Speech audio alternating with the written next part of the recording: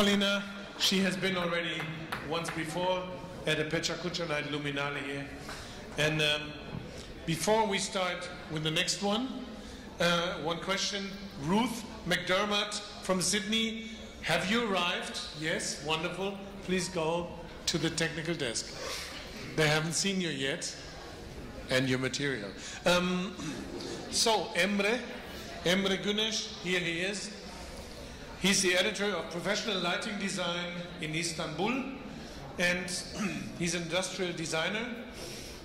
He has been starting a job as a journalist in a sector lighting that he did not have any clue about before, and this has been going on since 2006. He has been keeping writing, reading, learning, searching, and organizing these events about lighting design. The topic is a search of darkness for lighting design. Thank you. Thank you very much. Sorry about my voice. I was sick for a little while. I'm editor of an architectural lighting design magazine in Turkey. And I'm here to tell you about a project that we did 2 years ago. What we did, the title of the project was Search for Darkness.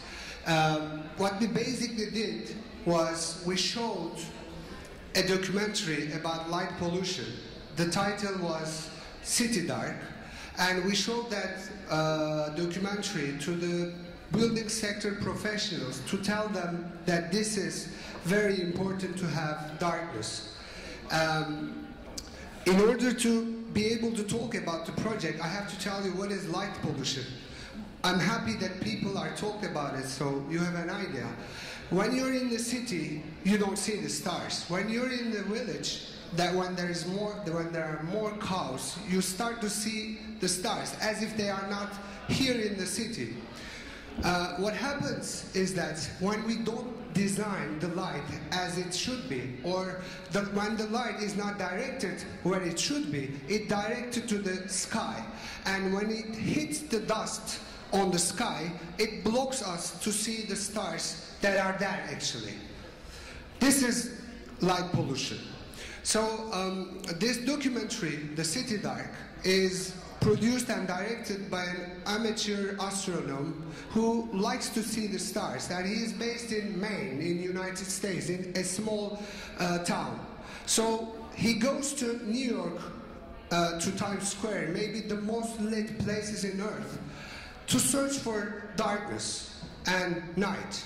And he meets with light pollution problem for the first time. What he does during the documentary in the first phase is to show us why our world is lit more and more. Because with the modernity, maybe the most important invent was electricity, especially electrical lighting, which changed the whole modernity. And when we had modernity in a city, we lit it there. It's like a hand-hand situation. And the more lit our world, we lost our connection with the stars.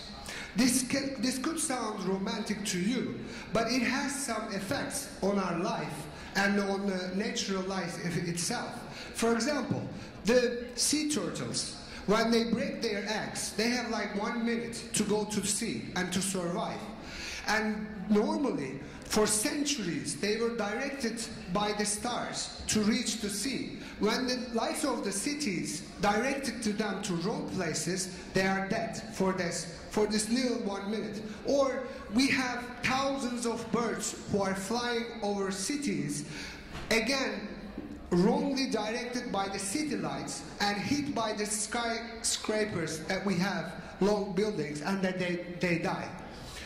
This is only a part of the natural effect that we have. What is the effect on our lives? Now we are living on a world where we have 24/7.